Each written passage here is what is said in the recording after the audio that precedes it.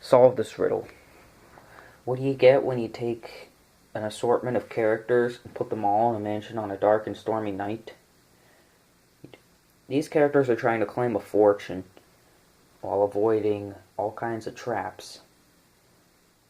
And then you would get 13 Dead End Drive. I got this off of eBay. 13 Dead End Drive is a 1993 Milton Bradley board game, and it is declared as the mystery game with 12 suspects, 5 traps, and only 1 survivor. Now let's make a few things clear. There is some mystery involved, there are some traps that you're trying to survive, but you're not solving a murder case. So this is not like Clue. In Clue, the object was to find out who was the murderer, where was the murder committed, and which was the murder weapon. In this one, you're actually doing it. Now, let's cut on over to the board. Yeah, the board all set up. This is a 3D mansion. Takes a while, but after it's all set up, it's worth it. Yeah, the stem is sort of broken on the chandelier. I had to glue the chandelier together. In any case, here's the board. So you get these 3 different decks of cards. These are trap cards, these are character cards, these are portrait cards. These are all the different portrait cards. This is the Aunt Agatha card. Aunt Agatha has passed away without any surviving relatives, and now her fortune is up for grabs. Her 12 friends and employees are all anxiously awaiting the reading of her will, but it says only one will inherit her fabulous wealth. She has left her estate to her most favorite person or cat, the one whose portrait is shown hanging on the wall. Will it be you? So apparently that's the storyline of the game. So I just took the Aunt Agatha card from the deck of portrait cards, I shuffled these other cards, and I'm going to place them in this portrait frame. That's Aunt Agatha, the old lady hanging on the wall. There's all these characters, each of them are on a red chair. And you get all these character cards, one for each of the characters. Shuffle those and deal them out evenly among the players. In the 2-player game, each player will receive 4 cards, plus 2 secret ones that remain secret to both players. I'm not really going to explain the rules for a 2-player game. I probably may do that in a separate video, but I'm not going to be so sure. So in a 3-player game, each player will receive 4 cards, and in a 4-player game, each player receives 3 cards. Playing a 3-player, I'm playing a game with 3 other people. My 3 cards are the best friend, the fortune teller, and the cat. Yeah, apparently there's a cat. Yeah, I already said that in the story. So these characters you own, keep them secret from the other players.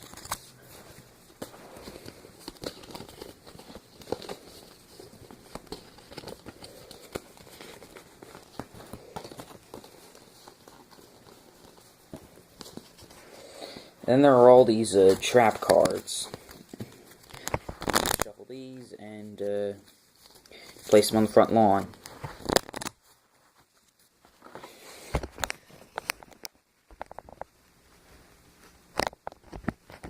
Here's a zoom up.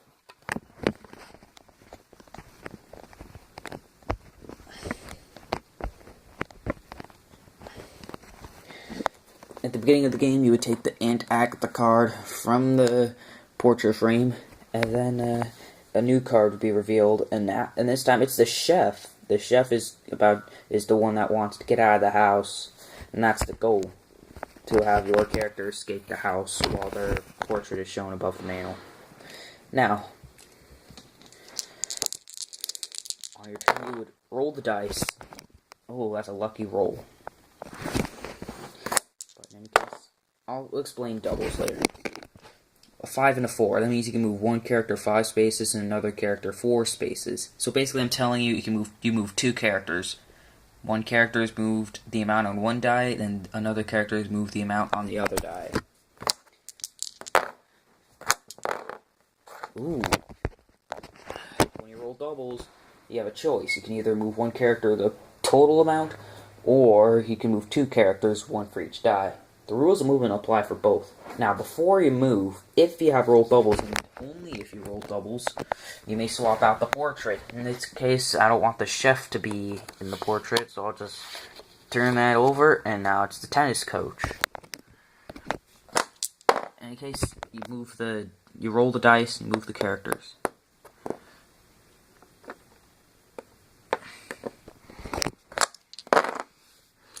I just keep doing that. Yeah, changing the portrait when you roll doubles is optional.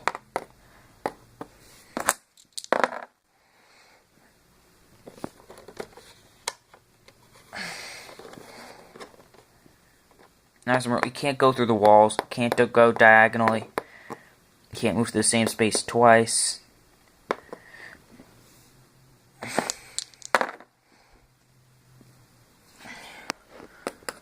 Now you can't just do that.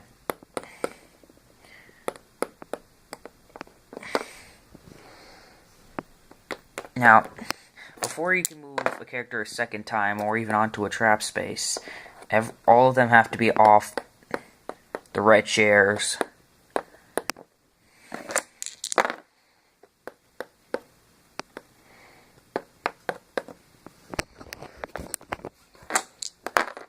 Now, we can actually move people onto traps. So we just put the gardener over near the bookcase. And when you move a character onto one of those trap spaces, you would draw a card. But if you have a card matching the trap, you can just spring the trap then and there. If you don't have a card that matches the trap, then just draw a new card. Now, springing the trap is completely optional, which can be used for a strategy. For, like, bluffing. You can move one of your own characters onto the trap space. So, like, say I have the best friend, I can move her onto the trap space. And if I have the matching trap card, I'll just keep it in my hand and I'll draw a new trap card. Even if it does match the trap, I'll just save it in my hand.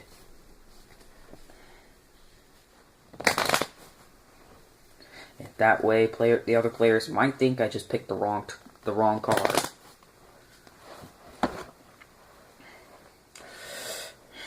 Alright.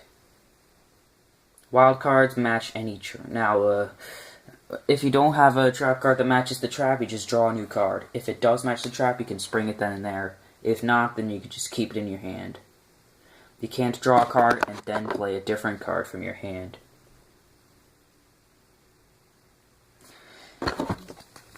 Yeah, as I said, there's also these wild cards. There's like all these cards, like the stairs. There's also these dual trigger cards.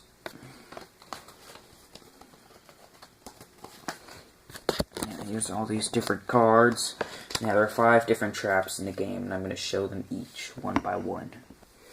Okay, first up over here is the chandelier trap. Over here's the statue trap. It's so hard to knock upon over. Oh, and they don't have to be knocked over. It just looks better if they do get knocked over. Here's the fireplace, which I like. Next over here is the stairs. Finally, over here is the bookcase. The character who has been knocked off by a trap is out of the game. Whoever has the character card that matched the pawn that was dead will place the card face up in front of them. And if the player runs out of cards, they're out of the game. And they will place all the trap cards in their hand, all in the discard pile. That's right, every single trap card that has been used goes in the discard pile.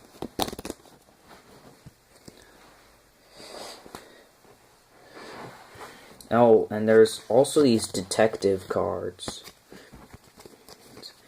Each time a detective card comes up, the detective must move 1 space toward the front door. When the detective reaches the front door, it's game over. There's also these trap doors, which I didn't show you. These trap doors, like, let's say one of the numbers I rolled is a 4. And I have the chauffeur over here. I can just go 1, 2, 3, 4. Each time in the middle of a move, the character gets to a trapdoor space, they must use another count of the die to move to another trap space, and then use the rest to roll the move. And if I have the stair trap, I can just... If the character that gets knocked off so happens to be on the portrait frame, just take the portrait card out of the frame, lay it face down on the sofa. And then now the doctor is about to inherit the fortune. But if the doctor's already dead, then you can just take that card out and place it in the portrait discard.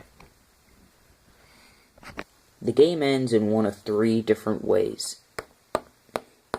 By having one of your characters escape the mansion while their portrait is shown. And remember, you don't have to exit by exact count, but you do have to exit. You can't just land on this spot, you just gotta exit completely. You can be the last player remaining in the game after everyone else has been knocked off. Or you can have a character card that matches the portrait when the detective arrives at the front door. So overall, 13 Dead End Drive is a fun game. There is some assembly required. It's kind of violent for little kids. But in the end, it's still a great game. And like I said, there's some assembly required. But once you get it assembled, the effort will be worth it. Because it looks awesome. I mean, yeah. It would look so awesome to see the traps one more time. And yes, I said that.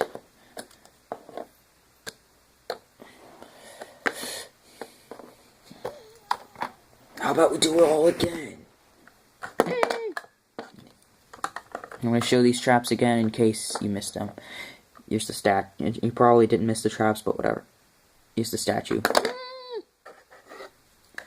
It's so hard to get her to fall over. Here's the bookcase. Dang it! Sometimes it just doesn't obey the laws of physics.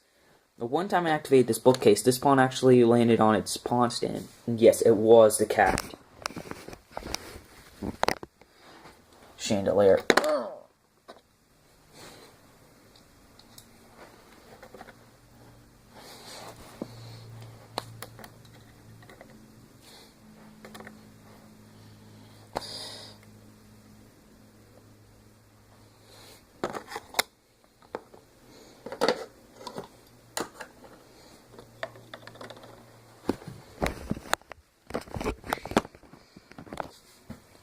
Here's the fireplace.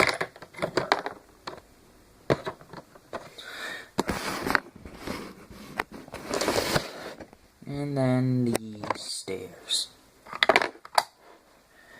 13 minutes long, this video. And this little video's not like 13 minutes long. Like 13! Dead End Drive.